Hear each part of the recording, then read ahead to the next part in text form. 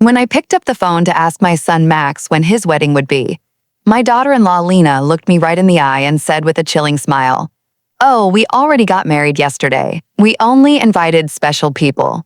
The words hit me like a bucket of ice water. Special people. I, who for 3 years had paid their monthly rent of $500, bought every piece of furniture in their house, and filled their refrigerator when they had nothing to eat.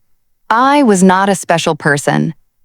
I stood there in the living room of my own house, holding the phone as if it weighed 1,000 pounds, watching my son avoid my gaze, while Lena made herself comfortable on the sofa I had bought for them. The pale pink dress I had picked out for her wedding hung uselessly in my closet, along with the new shoes and the illusion of being part of the most important day of my only son's life.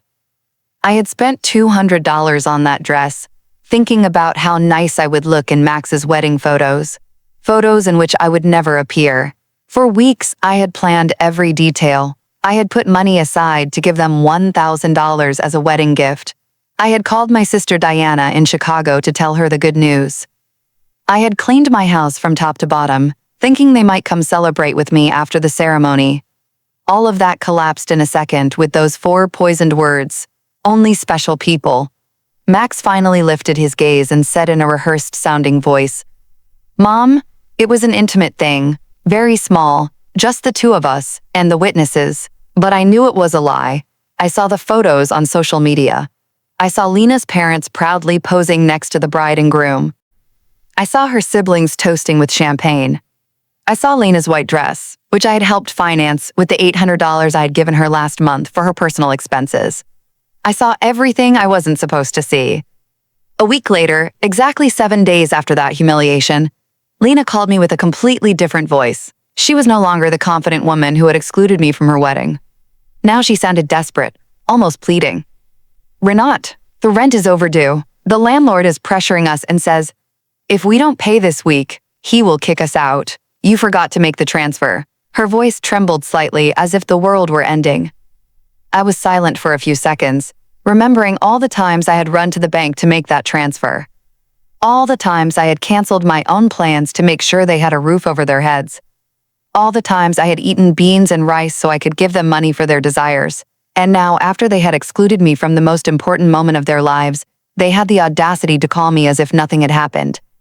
"Lena," I said with a calm that surprised even me, "didn't I warn you that I only help special people?" The silence on the other end of the line was so deep that I could hear my own heart beating. For the first time in years, it was not I who was trembling, but her. "Renat, I don't understand," she stammered. "We were always special to you.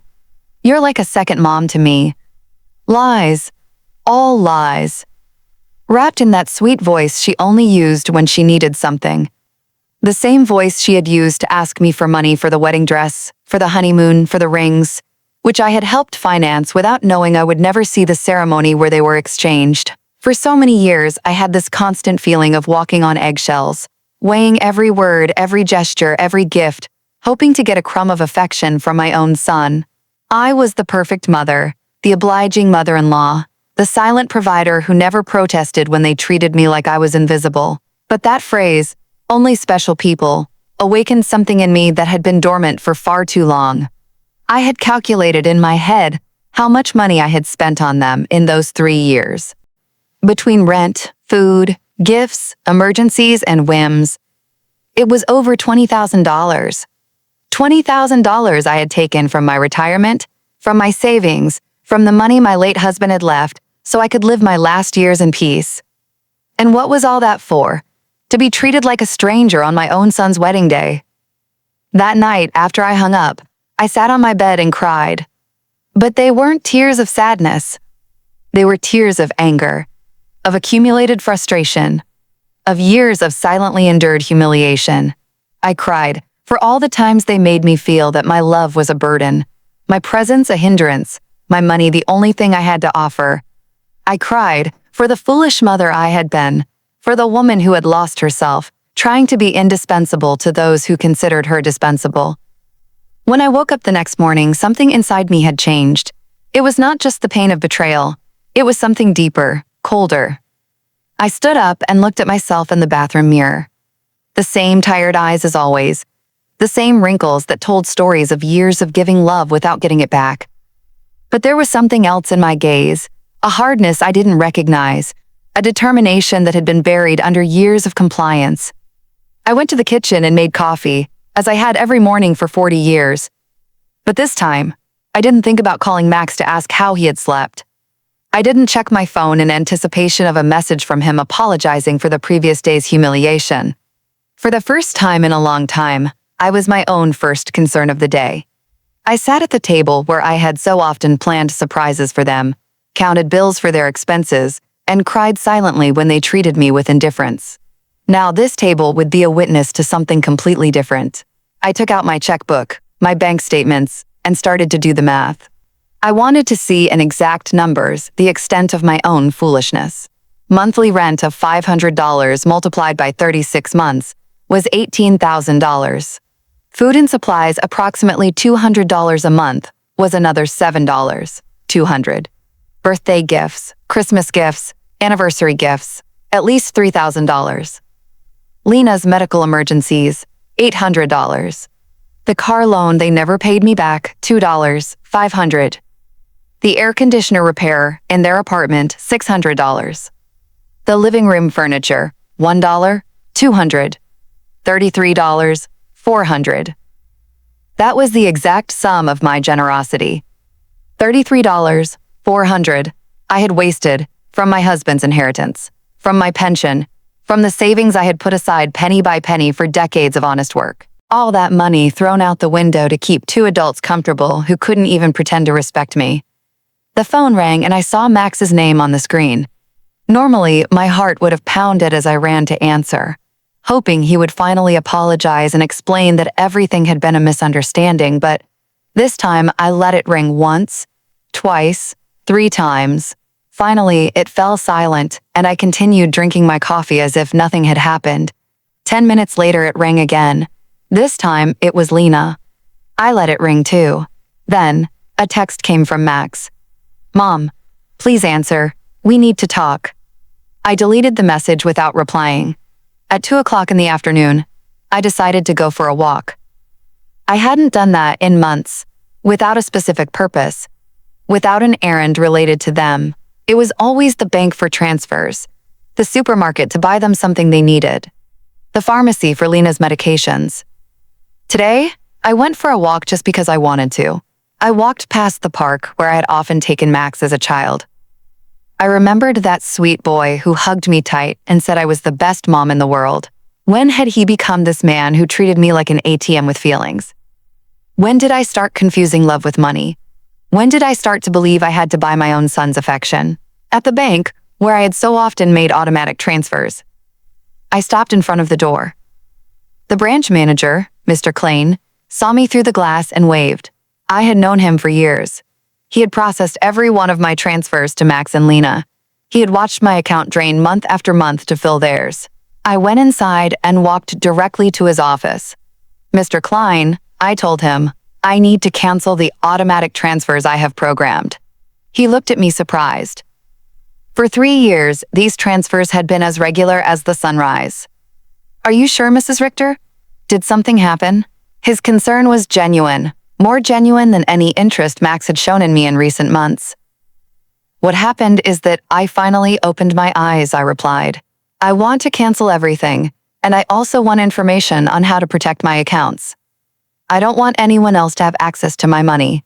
While Mr. Klein processed the cancellations, my phone didn't stop ringing. Max? Lena? Max again. It was as if they had developed radar to detect when their source of income was in danger. I turned the phone off completely. "Mrs. Richter," Mr. Klein said as he handed me the papers. "I apologize for intruding, but in all these years, I have seen you be very generous with your family.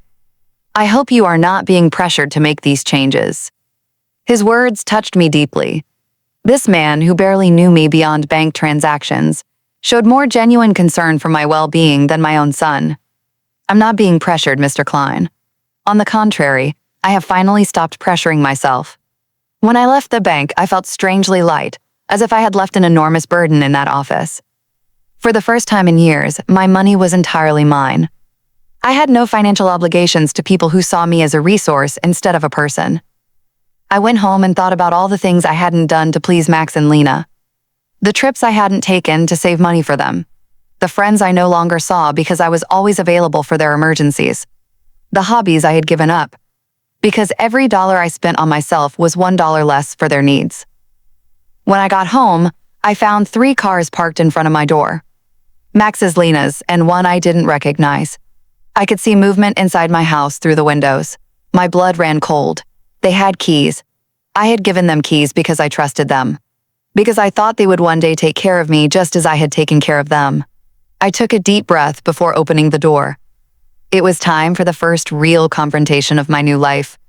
I opened the door to my house and saw a scene I will never forget. Max was sitting on my sofa with his head in his hands. Lena was pacing back and forth like a caged animal, and an older man I didn't know was going through papers on my dining table. My papers, my personal documents. What is happening here? I asked in a voice that sounded louder than I expected. All 3 of them looked at me as if I were the intruder in my own house. Lena was the first to speak, and her voice had that desperate urgency I had already heard on the phone. Renata, thank God you're here. We need to talk. Mr. Fisher is from the law firm we consulted about your situation. My situation? The question came out of my mouth with a calm that surprised me. What situation? I'm doing perfectly fine.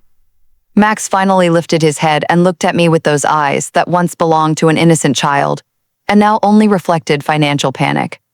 Mom, we went to the bank and they told us you canceled all the transfers. Mr. Klein explained that you also blocked our access to your accounts. We don't understand why you did that. Mr. Pfizer, a man in his 50s in a gray suit and a smile that didn't inspire confidence, approached me with an outstretched hand. Mrs. Richter, I am Dr. Pfizer, a family law attorney. Your children are concerned about your mental well-being and have asked me to assess the situation. I didn't shake his hand. Instead, I went directly to my dining table and collected all my documents that he had been reviewing without my permission. These are my private papers. You have no right to look at them without my consent. Mom, Max interjected with that condescending voice he had perfected in recent years. We're worried about you. Your behavior has been very strange lately. First, you financially cut us off without an explanation. Then, you don't answer our calls. We think you might need professional help. Lena approached and tried to take my hand with that fake tenderness she reserved for moments when she needed something. Renee, honey, we know you're under a lot of stress.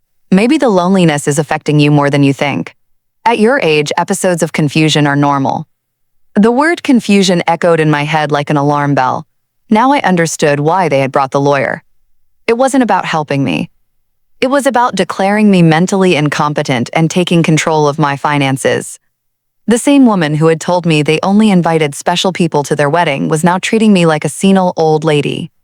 I am not confused, I said with a firmness that silenced everyone. I am clearer than I have been in years, and you are going to leave my house right now. Mr. Fisher interjected with that professional voice lawyers use when they want to sound reasonable.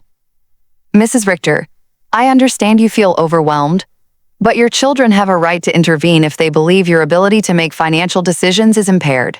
They have documented several concerning behaviors. Concerning behaviors. The laugh that came from my throat was horse arrow, almost cruel. Like what? Deciding that my money belongs to me? Deciding to no longer finance the lives of 2 adults who treat me like trash. Lena jumped up as if I had slapped her. We never treated you badly. You are part of our family. Everything you have will belong to us one day anyway. We are just speeding up the process. There was the naked, unvarnished truth. Everything I had would one day belong to them. In their minds, I was already dead, and they were just collecting their inheritance in advance. It didn't matter if I had 70 years or 70 days left. To them, I was just an ATM with legs that had become problematic. Out, I said, pointing to the door.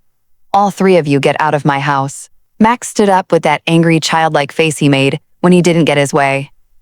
Mom, we can't just leave. We have obligations. The rent, the car payments, the credit card you co-signed for. You can't just cut us off from one day to the next. I can't.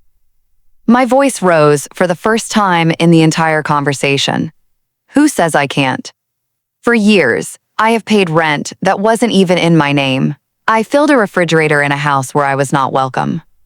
I financed a life that clearly had no place for me. Mr. Fisher took a folder from his briefcase and placed it on my table. Mrs. Richter, we have prepared some documents that could facilitate this transition. A power of attorney that would allow Max and Lena to manage your finances more efficiently. This would just be temporary until you feel better. I took the folder and without even opening it, threw it directly into the trash can. The only transition that is going to happen here is yours to the front door. Lena started to cry, but they weren't tears of sadness. They were tears of frustration, of contained rage.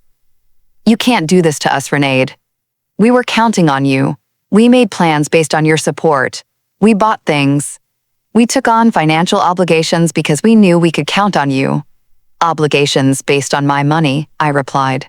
Not on my well-being, not on my happiness, not on my company, just on my money. And now that I have decided that my money is better used in my own life, I am suddenly a confused old woman who needs legal guardianship. Max tried to approach me, but I took a step back. He was no longer the boy who ran into my arms when he had nightmares.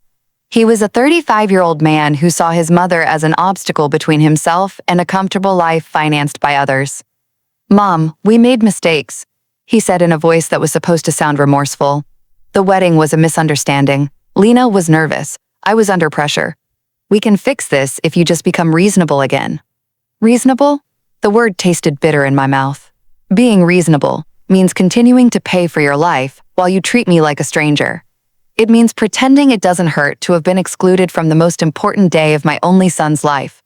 Mr. Fisher packed his papers with the efficiency of someone who is used to having proposals rejected. Mrs. Richter, this is not over. Your family has legal options. If you are indeed making irrational decisions due to mental health problems, a judge can determine that you need guardianship. His words were like a blow. I realized this was not just a manipulative family visit. It was a real legal threat. They wanted to declare me incompetent to manage my own affairs. Mr. Fisher, I said, looking him directly in the eyes, I suggest you do your research thoroughly before you threaten a 71-year-old woman who has managed her finances flawlessly for 40 years, who raised her son alone after the death of her husband, who ran a household and worked honorably until retirement, and who until last week financially supported two completely capable adults. Lena stopped crying and looked at me with a coldness that finally showed her true face. This won't stay like this, Renati. We have rights and lawyers too. Perfect, I replied. Hire all the lawyers you want. With your own money, of course, because mine is no longer available to finance your legal tantrums. The three of them walked to the door with the wounded dignity of people who are not used to being told no. Before he went out, Max turned to me one last time. Mom, this is going to end very badly for you. You're going to end up alone with no one to take care of you when you really need it. Max, I said with deep sadness, but also with crystalline clarity. I am already alone. The difference is that now it's by my own choice, not by your neglect. As I closed the door behind them, I stood in my living room, surrounded by the most beautiful silence I had heard in years.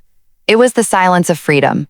That night, I couldn't sleep, but not out of sadness or regret, but out of adrenaline from having reclaimed control of my own life. I lay awake in bed, planning my next steps like a general preparing for a battle.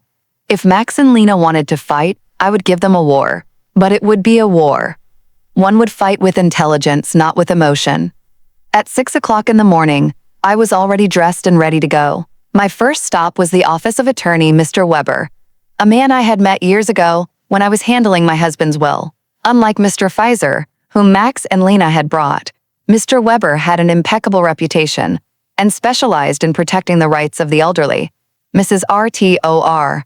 He told me as I explained the situation. What your children tried to do yesterday is more common than you think.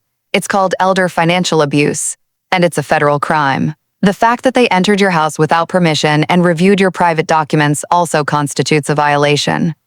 His words both calmed and worried me. They calmed me because they confirmed I wasn't crazy, that what had happened was truly abusive. They worried me because I realized the situation was more serious than I had thought. We have to document everything, Mr. Weber continued. Every transfer, every gift, every time they pressured you for money. We will also change your will to protect your assets from future manipulation attempts. We spent 3 hours reviewing my financial records. Mr. Weber whistled when he saw the total sum, $33,400 in 3 years. Mrs. Richter, with this money you could have lived comfortably, traveled, and enjoyed your retirement. Instead, you completely financed the lives of 2 adults who didn't even respect you enough to invite you to their wedding. When I left Mr. Weber's office, I had a complete plan. First, I would change all the locks on my house. Second, I would install a security system with cameras to protect myself from future surprise visits. Third, I would open a new bank account at a different bank where they had no contact. And fourth, I would start living the life I had postponed for years. My next stop was the hardware store. The owner, Mr. Summer, had known me for years because I was always buying things to fix Max and Lena's apartment. This time was different. Mrs. RTOR, what brings you here today? Another emergency with your son? He asked with the familiarity of a person who had silently witnessed my wasted generosity. No, Mr. Summer. This time it's for my own house. I need to change all the locks, and I want them to be of the best quality. He looked at me surprised, but asked no questions. While I was choosing the locks, his son Ethan, who installed security systems, came by. It was Providence in action. Ethan, I told him, I also need to install surveillance cameras, the complete system. The price is not an issue. While they were preparing everything for the installation the next day, I received a call from an unknown number. It was Lena calling from someone else's phone because I had blocked her number after the previous day's confrontation. Renata, it's Lena. Please don't hang up. We need to talk like civilized adults. Speak, I said dryly. Listen, I understand you're upset about the wedding. It was a mistake. Max and I have talked about it, and we want to make it up to you. How about we have a special dinner to celebrate our wedding with you? We can do it at your house, cook together like we used to. The manipulation in her words was so obvious that I almost had to laugh. Lena, how much rent do you owe exactly? The silence on the other end confirmed that I had hit a nerve. Well, it's 2 months. $1,000 total. But I'm not just calling for that, Renati. We really miss you in our lives. Do you miss me or my money? I asked directly. Both, she replied, with a surprising honesty. Renat, I won't lie to you. Yes, we need your financial help. But we love you too. You're important to us. If I'm so important, I said, why wasn't I important enough to be at your wedding? Why am I not important enough to get a call that doesn't ask for money? When was the last time you called me just to ask how I was doing? Another silence. We both knew the answer. Never. Lena, I'm only going to explain this to you once. For 3 years, you have treated me like an ATM with feelings. You used me, you ignored me, you humiliated me. And finally, you insulted me in the worst possible way. Now that the money is running out, you suddenly discover you love me. Renote, please. I cut her off. There is no please. You made your choice when you decided I wasn't special enough to be at your wedding. Now I'm making mine. I hung up and turned the phone off completely. I didn't want any more interruptions on my day of liberation. That afternoon, I went to the beauty salon I hadn't been to in over a year. I always canceled my appointments because Max or Lena needed something urgent, or because the money I had set aside for myself became an emergency for them. Mrs. Richter, my favorite hairstylist, Cynthia called out. What a surprise. I thought you had forgotten us. I didn't forget you, Cynthia. I just forgot that I also deserve to be pampered. I treated myself to the full treatment. Cut, color, manicure, pedicure. For the first time in years, I spent money on myself without feeling guilty. While Cynthia worked on my hair, she told me about her life, her children, her dreams. It was refreshing to have a conversation that didn't revolve around Max and Lena's needs. You look beautiful, Mrs. Richter, she said when she was done. But more than that, you look free. Did something good happen? Yes, Cynthia. I finally learned to say no. When I got home that afternoon, there was a car in front of my door that I didn't recognize. My heart raced for a moment, thinking Max and Lena might have come back with reinforcements. But as I got closer, I saw an older woman sitting on the steps of my porch. Mrs. Richter? She asked as I got out of the car. Yes, that's me. Can I help you? I'm Eleanor Brooks. I live next door. We've been neighbors for years, but we've never had a chance to talk. Yesterday, I heard very loud voices in your house, and I got worried. Is everything okay? Her sincere concern touched me deeply. Here was a stranger who showed more interest in my well-being than my own son. Come in, Mrs. Brooks. I'll make you a coffee, and I'll tell you a story you won't believe. While I was making coffee, I told her the whole situation. Eleanor listened without interrupting, nodding occasionally. And when I finished my story, her eyes were filled with tears. Mrs. Richter, she said, you did the right thing. I went through something similar with my daughter 5 years ago. I also thought it was my duty to finance her adult life. I also believed they wouldn't love me if I didn't give them money. What happened? I cut off the money when I realized they only called me when they needed something. At first, it was terrible. They threatened me, emotionally, blackmailed me, tried to make me feel guilty. But after 6 months, my daughter called to genuinely apologize. Now we have a real relationship based on love, not on money. Her words gave me hope and confirmed that I had made the right decision. Do you think Max and Lena will understand one day? Maybe yes, maybe no, she answered honestly. But that's no longer your responsibility, Mrs. Richter. Your responsibility now is to live your own life. That night, for the first time in 3 years, I went to bed without worrying about whether Max and Lena had money for rent, for food, for their whims. I went to bed thinking about myself, my plans, my future, and I slept better than I had in years. The next day, Ethan and Mr. Summer came at 8 o'clock in the morning to change the locks and install the security system. While they worked, my phone didn't stop ringing from unknown numbers. Lena was still trying to contact me from different phones, but I had developed a new skill, completely ignoring calls that didn't suit me. Mrs. Richter, Ethan said as he installed the cameras, this system will give you absolute peace of mind. You can see from your phone who is coming to your house, even when you're not here. And if someone breaks in without permission, an alert is automatically sent to the police. The irony was not lost on me. I was installing a security system to protect myself from my own son. But it didn't hurt as much as it used to. It was simply a practical measure to maintain my newfound peace. While they were working, I decided to do something I hadn't done in years. Call my sister Diana in Chicago.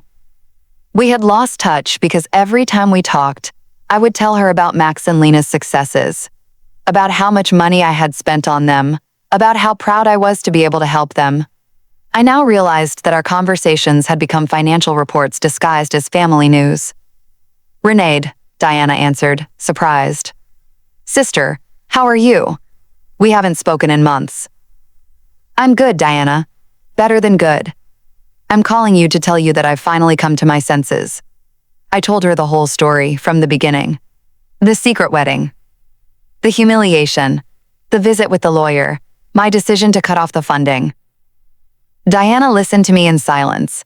And when I was done, her answer surprised me. Renee, sister. It was about time. Every time we spoke, it broke my heart to hear you brag about how much money you gave them, as if love could be measured in dollars. I wanted to tell you something, but I didn't know how. What did you want to tell me? That Max never spoke lovingly about you when I saw him at family gatherings. It was always my mom helped me with this or my mom bought me that, but never, I miss my mom or I love my mom. It was as if you were a service provider, not a person. Her words hurt, but it was a necessary pain. Like when a doctor cleans an infected wound, it hurts, but it's part of the healing. You know what else I noticed? Diana continued, Lena always spoke about you in the future tense. When Renee is no longer here, we can remodel her house, or when we inherit, we will invest in the business, as if they were waiting for you to die to really live. This revelation hit me like a bucket of ice water. They didn't just see me as an ATM. They saw me as a temporary obstacle between them and their money. While I was trying to make them happy, they were planning their future without me. After talking with Diana, I sat in my kitchen processing all this information. Years of marriage to a man who truly loved me, 35 years of raising my son alone after my husband's death, and 3 years of financing 2 adults who saw me as a $100,000 obstacle. The doorbell rang, and on the new cameras I saw it was Ella Lehner with a mug in her hands. I opened the door and she handed me a fresh brewed coffee. I thought you might need some company after everything you told me yesterday, she said with that sincere smile I had already come to appreciate. We sat in my living room and Eleanor told me more details from her own experience. My daughter said the exact same thing to me that Lena says to you. You're like a second mom to me, we're special to you. Everything will be ours one day anyway. Those are rehearsed phrases, Mrs. Richter. They learn them from the Emotional Manipulation Handbook. Do you think such a handbook exists? I asked half-jokingly. Not officially, but it seems everyone reads from the same book. Chapter 1 is Make Her Feel Indispensable. Chapter 2 is Create Constant Financial Emergencies. Chapter 3 is When She Resists, Question Her Mental Health. We laughed, but it was a bitter laugh. It was both funny and tragic to recognize such predictable patterns in our own children's behavior. Did you ever feel guilty for cutting off the money? I asked Eleanor. Every single day for the first 3 months, she answered honestly. But then I started to see the results. My daughter had to get a second job. Her husband stopped playing golf every weekend and started looking for extra work. They learned to live within their means. And more importantly, they learned that I was a person, not a resource. That afternoon, I decided to do something I had postponed for years. Visit my husband's grave. I always made excuses not to go because Max or Lena needed something urgent, or because the taxi fare was better invested in one of their emergencies. The cemetery was quiet and beautiful. Robert's grave looked a bit neglected because I hadn't been there to clean it in months. I sat on the grass next to his headstone and talked to him as if he were alive. Robert, my love, I think I lost myself for a while. After you left, I put all my energy into Max. I wanted to be the best mother in the world, thinking somehow he would grow up without a father, but I think in the process I forgot to be myself. The wind blew gently, and for a moment I felt like he was listening to me. Our son has become someone I don't recognize. Or maybe he was always like this and I didn't want to see it. His wife is, well, you know how she is. The money you left for me to live peacefully, I spent it taking care of them. But not anymore, my love. I have learned. I cleaned his grave, replaced the withered flowers with new ones, and stayed there for another hour, simply enjoying the peace. For the first time in years, I was not in a hurry to get home to solve a crisis for Max and Lena. When I got home, there were 3 cars parked in front of my door again. My heart raced, but this time, I was prepared. The camera showed me that it was Max, Lena, and 2 other people I didn't recognize. Everyone seemed agitated, talking to each other and pointing at my house. I didn't get out of the car. Instead, I called Mr. Weber, my lawyer. Mr. Weber, they are at my house again. This time, they've brought more people. What should I do? Don't get out of the car, Mrs. Richter. I'll be there right away, and I'll call the police. After our conversation yesterday, I requested a temporary restraining order. They are not allowed to be on your property.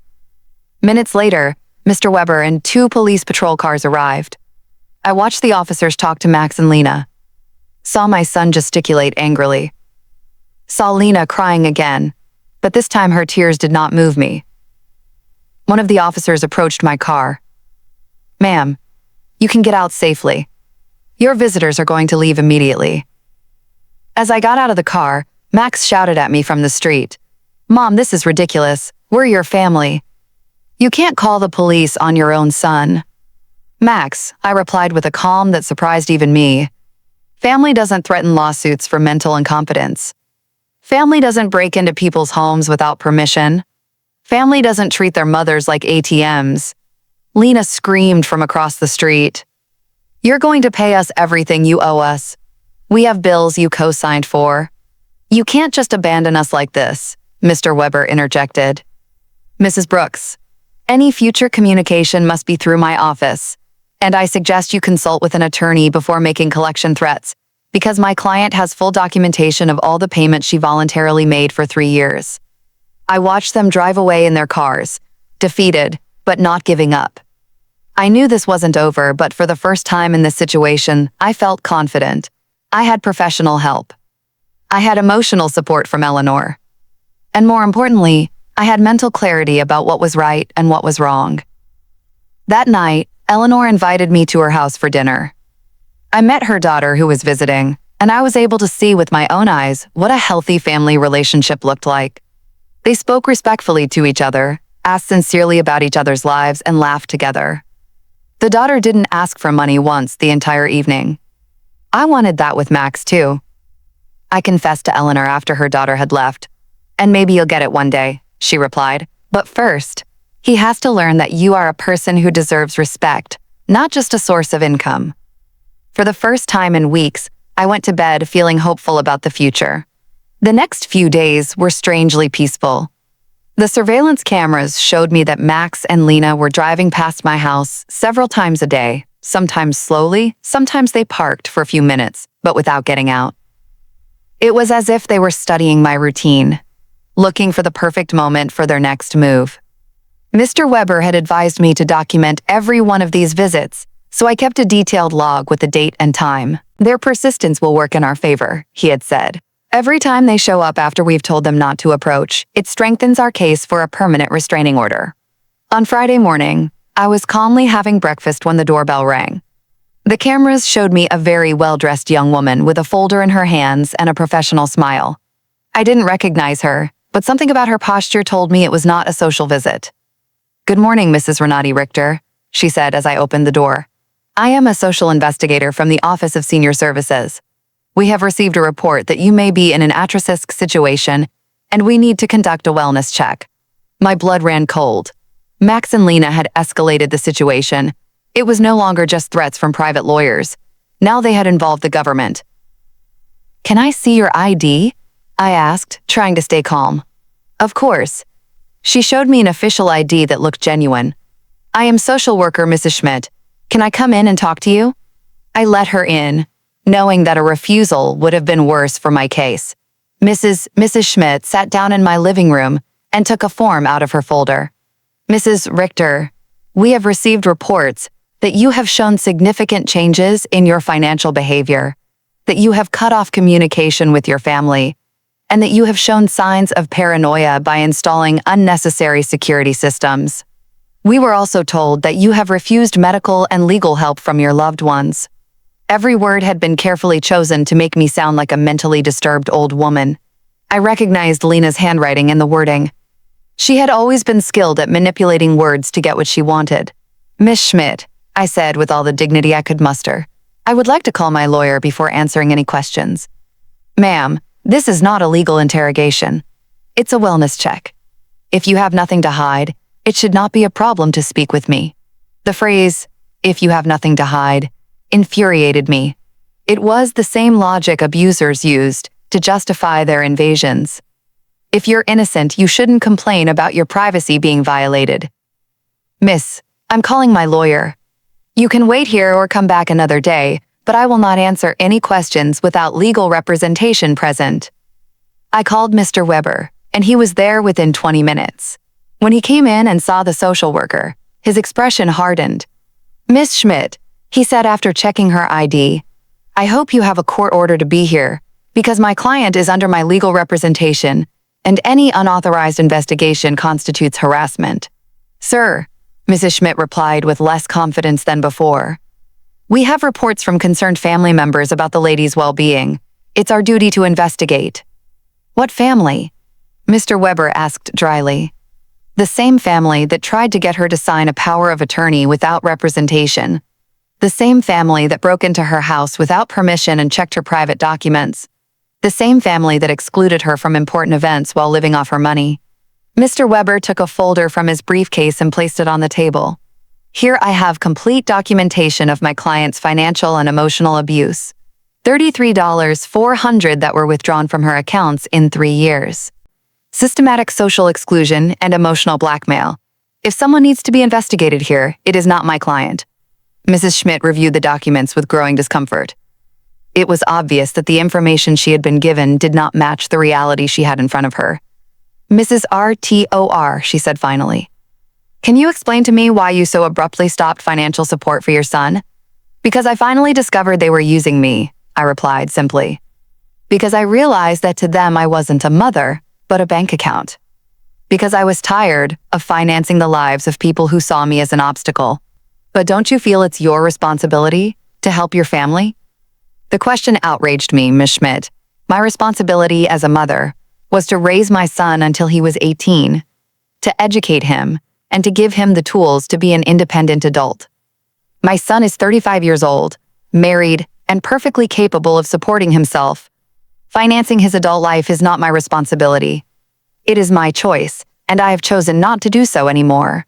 Mr. Weber interjected. Ms. Schmidt, would you consider it normal for a 35-year-old adult to be unable to pay his own rent without the help of his 71-year-old mother? Mrs. Schmidt did not answer right away. I could see she was reevaluating the entire situation. Mrs. Richter, she asked after a moment, do you manage your own finances completely? I can show you my bank statements, my investments, my tax payments. Everything is current and in order. Do you live independently? As you can see, I keep my house clean. I take care of myself physically. I drive my own car. I have healthy social relationships with my neighbors. Do you take any medication? Just vitamins, and occasionally aspirin. I don't have any medical conditions that require medication.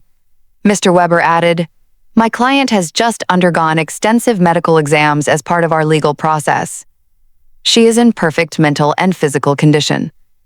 Mrs. Schmidt closed her folder inside. Mrs. Richter, based on this conversation and the documentation I have reviewed, I see no indication that you are at risk or in need of intervention. I will close this case. After she left, Mr. Weber and I remained silent for a few minutes. Renat, he said finally, this is going to continue to escalate. Max and Lena are spending money they don't have to hire professionals to try to have you declared incompetent. Does that mean they are desperate? It means that, exactly. What else can they do? They can file a lawsuit for incompetence. It's expensive and hard to win. But if they find a sympathetic judge and a psychiatrist willing to testify in their favor, they could get a guardian assigned. The thought terrified me. They could take control of my money. They could try, but we have solid evidence that you are completely competent and that they are motivated by greed and not by genuine concern. That afternoon, I called Diana to vent. Sister, she said after hearing my story, do you notice how far they are willing to go for money? They are risking family relationships, spending money on lawyers and doctors, destroying their own reputation, all to get access to your bank account again. Her words made me think. Max and Lena had completely revealed their true nature. There was no going back. There was no possibility of a genuine reconciliation. To them, I had never been a mother or a respected mother-in-law. I had always just been money on legs. This revelation, although painful, was also liberating. I no longer had to wonder if I was making the right decision. I no longer had to feel guilty for protecting myself. They had proven for themselves that my emotional and physical well-being was less important to them than my money. That evening, Eleanor came to visit with a surprise. She had invited her friends from the garden club to meet me. Renate, she introduced me. These are my friends Cynthia, who you already know from the salon, Maria, Carmen, and Alfreda. We have all been through similar situations with abusive family members. We spent the evening sharing stories. Maria had had to set boundaries with a brother who constantly asked her for money. Carmen had cut off her relationship with a daughter, who only visited when she needed money. Alfreda had had to change her will after she found out her grandchildren considered her their retirement plan. What hurts me the most, I confessed, is not losing the money I gave them, but realizing that I never had the love I thought I had. Renee Alfreda said with the wisdom of her 80 years, true love cannot be bought or sold. If you had to pay for it, it was never real. Her words were balm for my wounded soul. She was right. I had bought attention, not love. I had financed an illusion. You know what I've discovered? I said to my new friends, that loneliness surrounded by people who don't love you is worse than being lonely on your own. At least now, when I am alone, I am in good company. Everyone laughed, and we toasted to our newfound wisdom. That night, after my new friends had left, I sat in my garden thinking. The stars shone brighter than ever, or perhaps I was seeing them with clearer eyes. For the first time in my adult life, I was completely alone financially. I had no dependents, no financial obligations to anyone but myself. And instead of scaring me, This reality excited me. I could travel when I wanted. I could remodel my house. I could buy myself nice clothes. I could donate to charities that were important to me. I could invest in my own future instead of financing the present of ungrateful people. Freedom tasted like hope. And for the first time in years, I wanted to plan my future. A month after the psychiatrist's visit, I thought I had finally won the war. I had settled into a beautiful routine. I calmly had breakfast and read the newspaper. I tended to my garden, had lunch with Eleanor or one of my new friends, and in the afternoons, I devoted myself to activities I had given up for years. I had started painting again, something I was passionate about before I became Max and Lena's personal financier. But on a Thursday morning, while I was painting flowers on my new easel, Mr. Weber came to my house with a grim expression that made my blood run cold. "Renati, we need to talk. Max and Lena have filed a formal lawsuit for mental incompetence in family court. They are requesting to have a legal guardian assigned to you." The words fell on me like stones. I knew it was a possibility, but hearing it out loud made it terrifyingly real. Does that mean they can take control of my money? If a judge determines that you are unable to manage your affairs, yes, he could place Max as your legal guardian, which would give him full control over your finances. I sat down heavily on my sofa, feeling the weight of the deepest betrayal I had experienced in my life. My own son was trying to legally declare me incompetent to steal my money. "Mr. Weber, what evidence could they have? You yourself have seen that I am completely competent."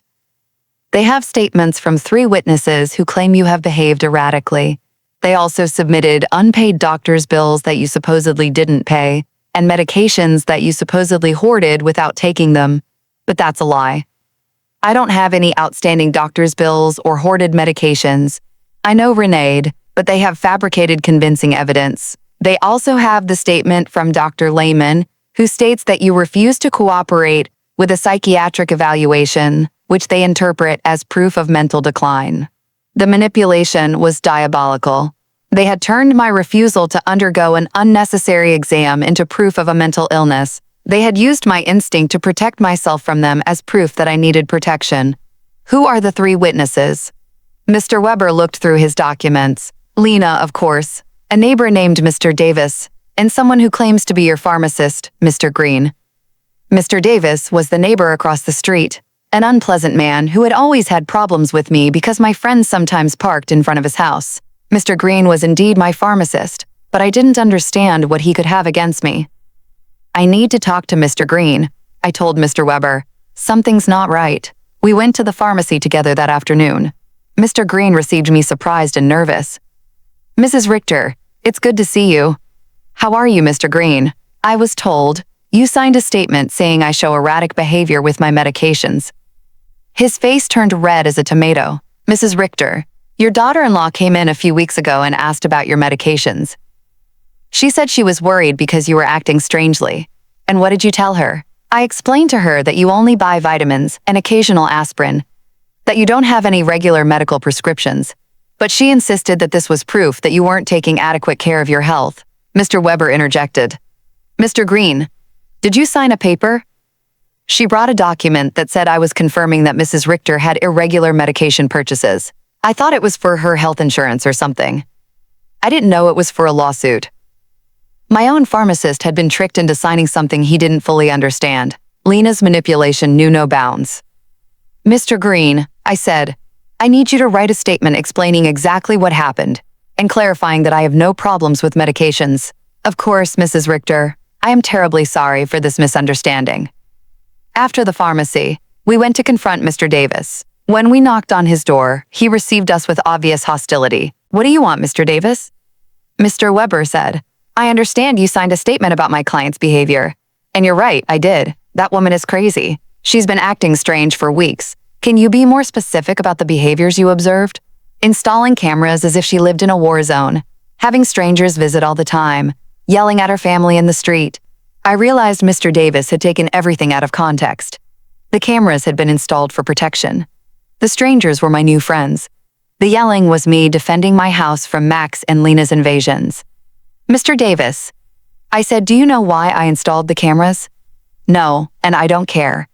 "To protect myself from my son and daughter-in-law who broke into my house without permission and threatened me." That's what a crazy person would say, he replied cruelly. There was no way to reason with him. His statement was based on superficial observations maliciously interpreted. That evening, Mr. Weber and I sat down to plan our defense. Renati, we need our own psychiatric evaluation. I have a colleague, Dr. Moore, who is an expert in assessing mental capacity. She can officially confirm that you are completely competent. What if Max and Lena have bribed the judge? What if none of this matters because they have already decided to declare me incompetent?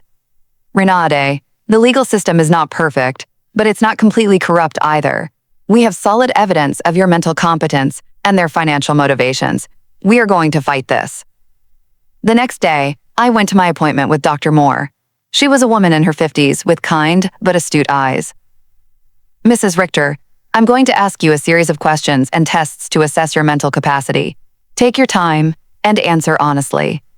For 2 hours, she asked me questions about my memory, my reasoning ability, my financial understanding, my emotional health. She also gave me cognitive tests and asked me to solve mathematical and logical problems. Mrs. Richter, she said at the end, your results are well above average for your age. You are not only mentally competent, but your cognitive function is excellent. Doctor, why do you think my family is doing this? Based on what you've told me and the documents I've reviewed, this seems to be a classic case of elder financial exploitation. Unfortunately, it's more common than people think. I left the consultation feeling validated, but also sad. The professional confirmation of my mental health was a relief, but it also confirmed that the lawsuit was real and necessary. That afternoon, Eleanor organized an emergency meeting with all our friends from the garden club. When I told them about the incompetence lawsuit, everyone was outraged. Renate, Maria said, we will testify in your favor. We have been with you for weeks and anyone can see that you are doing great. Better than great, Cynthia added. You are clearer and stronger than many 40-year-old women I know. Alfreda, with her 80-year-old wisdom, took my hands. Renate, my dear, what your children are doing is nothing new. For generations, greedy children have tried to declare their parents insane to get their money. But you have something many of these victims didn't have. Documentation, legal support, and friends who can testify for you. Her words gave me hope. I was not alone in this fight. I had an army of strong women who had witnessed my transformation firsthand. You know what the saddest thing about all this is? I said that Max and Lena are willing to destroy any future possibility of reconciliation for money. Even if I were willing to forgive everything so far, there's no going back from this. And maybe that's for the best, Cynthia replied. At least now you know exactly who they are, and you can act accordingly. That night, for the first time since this nightmare began, I really cried. Not out of sadness, but out of grief. I said my final goodbye to the son I thought I had, to the dream of a loving family, to the illusion that unconditional love was reciprocated. But something new also emerged within me. An iron determination not to let myself be stripped not only of my money, but also of my dignity and my freedom. The war had officially begun, but I was ready to fight.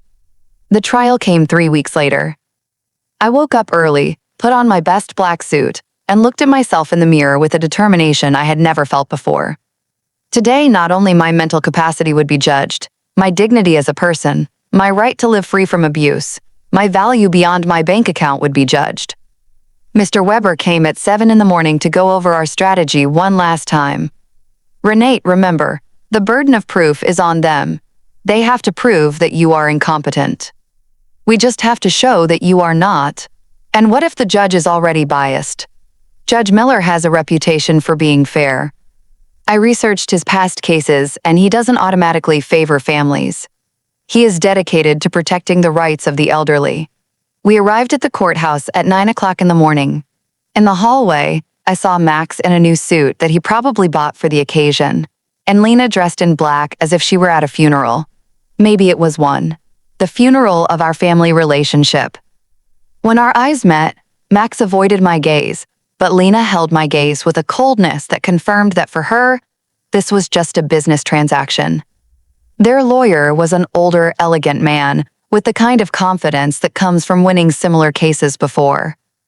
When he began his opening statement, his strategy was clear to portray me as a confused old woman who had been manipulated by strangers to alienate me from my loving family. Your Honor, he said in a solemn voice, Mrs. Renati Richter has shown a clear mental decline in recent months. She has cut off all financial support for her family without a rational explanation. She has installed unnecessary security systems due to paranoia and has isolated herself from her loved ones under the influence of neighbors and lawyers who are obviously taking advantage of her vulnerable situation. Every word had been carefully chosen to make my self-empowerment sound like dementia, and my freedom sound like external manipulation. Then they called their witnesses. Lena was the first to testify, and her performance was Oscar-worthy. She cried as she described how I had completely changed, how I had become hostile and paranoid, how I had isolated myself from the family that loved me. Your Honor, she said in a trembling voice, Renate has always been like a second mom to me. Seeing her mental decline has been devastating. We just want to help her get the care she needs. Lies wrapped in convincing tears. When Mr. Weber cross-examined her, the cracks in her story began to become visible. Mrs. Schuster, can you tell the court when was the last time you called my client without asking for money? Lena stammered. Well, we always talked about many things. Can you give me a specific date? I don't remember exact dates. Is it true that you and your husband got married without inviting my client? It was a very small ceremony. Is it true that when my client asked about the wedding, you told her that you had only invited special people? Lena's face turned red. Those words were taken out of context. What would be the right context to tell your mother-in-law that she is not a special person? She couldn't answer convincingly. Max was next. Seeing him on the witness stand, swearing to tell the truth while preparing to lie about my mental health, was one of the most painful moments of my life. This was the boy I had raised alone, the one I had dedicated my entire life to. My mom has always been very generous with us, he testified. But lately, she has become erratic and irrational. We believe she is being manipulated by people who are taking advantage of her. When Mr. Weber cross-examined him, the mask fell completely. Mr. Richter, how much money have you received from your mother in the last 3 years? I don't know the exact amount. Does $33,400 sound about right? Maybe she's always been generous. And how many times have you visited your mother without asking her for money? The silence was deafening. Is it true that you and your wife broke into my client's house without permission and checked her private documents? We were worried about her. Is it true that you brought a lawyer to pressure her into signing a power of attorney? We wanted to help her manage her finances. Do you at 35 years old need the help of your 71-year-old mother to pay your rent? Max couldn't answer with dignity. Mr. Davis testified about my supposed erratic behaviors. But when Mr. Weber asked him for details, he admitted that he had never spoken to me directly and that all his information was based on superficial observations. Dr. Lehman testified that my refusal to undergo an evaluation was proof of mental decline. But Mr. Weber submitted the documentation of our evaluation with Dr. Moore, which completely refuted his conclusions. Then it was our turn. Mr. Weber first called Mr. Green, my pharmacist, who explained how he had been tricked into signing a statement that distorted my medication buying habits. Dr. Moore testified about my excellent mental state and presented the results of the cognitive tests which had been flawless. Mr. Summer from the hardware store testified about my mental competence and explained that my decisions to cancel automatic transfers were completely rational and had been processed correctly. Eleanor and my friends from the garden club testified about my clarity, my newfound vitality, and my ability to maintain healthy social relationships. Finally, it was my turn to testify. I stood up with dignity and walked to the witness stand, feeling the weight of 71 years of experience, of wisdom gained through pain, of strength discovered in adversity. Mr. Weber guided me through my testimony, letting me tell my whole story. The $33,400 spent in 3 years. The humiliation of being excluded from the wedding, the constant emotional manipulation, the violation of my privacy, the legal threats. Mrs. Richter, Mr. Weber finally asked, "Why did you decide to stop financial support for your son and daughter-in-law?" "Because I finally understood that what I was getting from them was not love," I replied in a clear, loud voice. It was a commercial transaction disguised as a family relationship. My money was welcome, but I as a person was not. Do you regret your decision? I only regret that it took me so long to make it. Max's lawyer tried to make me appear confused during his cross-examination, but I answered every one of his questions with clarity and precision. When he tried to imply that my new friendships had manipulated me, I explained to him that for the first time in years, I had relationships based on mutual respect and not on financial interest. In his closing argument, Max's lawyer insisted that I was a victim of external manipulation. Mr. Weber's rebuttal was devastating. Your Honor, what we have seen here is not the case of an incompetent old woman, but that of a woman who has finally found the strength to free herself from years of financial and emotional abuse. The plaintiffs have presented no real medical evidence of mental incompetence. What they have presented is frustration because their source of income has decided to exercise her legal and moral right to protect her own resources. Judge Miller retired to deliberate for 2 hours that felt like 2 years. When he came back, his expression was serious but clear. After reviewing all the evidence presented, he began, "It is obvious to this court that Mrs. Renee Richter is in full possession of her mental faculties. Professional psychiatric evaluations confirm her cognitive competence. Her financial decisions, as painful as they may be for her family, are completely rational and within her rights." My heart began to beat faster.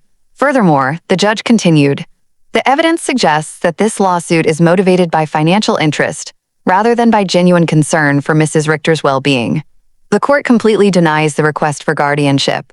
I had won. I had not only won the lawsuit, but also my freedom, my dignity, my right to live free from the abuse of those who supposedly loved me." When we left the courthouse, I saw Max and Lena talking angrily with their lawyer.